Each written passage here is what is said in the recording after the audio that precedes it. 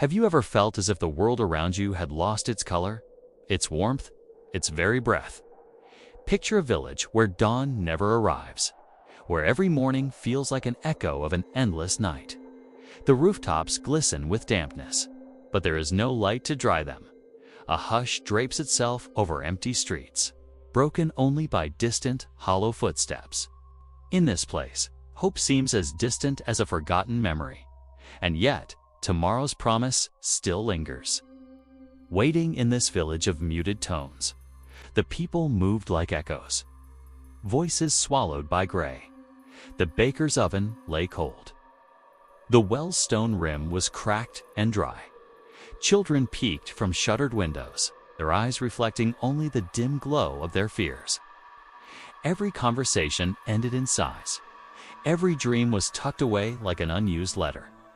Here, the heart grows fragile, and faith in sunrise becomes a distant tale told by wandering peddlers and mad poets.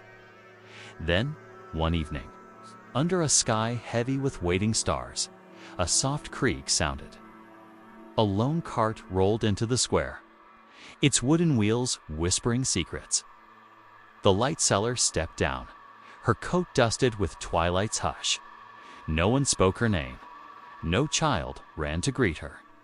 Instead, curious eyes watched her open the cart doors and revealed dozens of jars, each cradling a gentle, golden glow. It was as though captured fireflies had been asked to rest in glass. A weary farmer approached, his boots heavy with last season's sorrow. He fumbled 2 copper coins in his palm and placed them on her outstretched hand. She nodded, wordless, and passed him a jar. As he twisted the lid, the room filled with warmth, tender, insistent, unashamed. In that light, he saw the furrows in his fields turn green again. He felt the memory of rain on his face, heard his seedlings whisper. Hope, once dormant, stirred.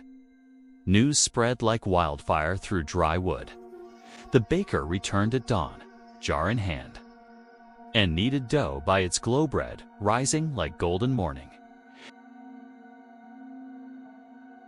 The schoolteacher lit her lantern and found her students waiting, eyes bright with anticipation, ready to learn under gentle illumination.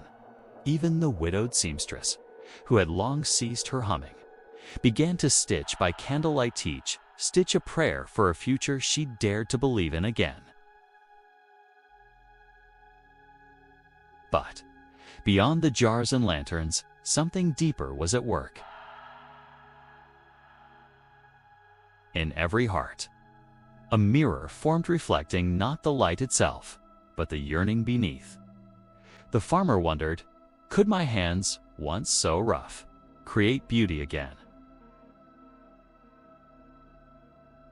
The teacher asked, does knowledge shine only when shared? The seamstress whispered, is life's pattern woven from threads of courage? Each question echoed in silent corridors of their souls, lit from within. Yet, the light seller never took a jar for herself. Night after night, she walked the empty streets, her footsteps soft as falling ash. At the heart of the village stood an ancient well, stones worn by generations of longing. Here, she paused, with hands cupped like a cradle. She released a single orb of light, brilliant and tremulous, into the sky.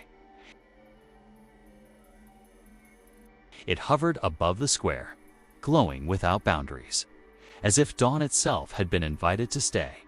That orb bathed every rooftop, every window, every soul no coin required.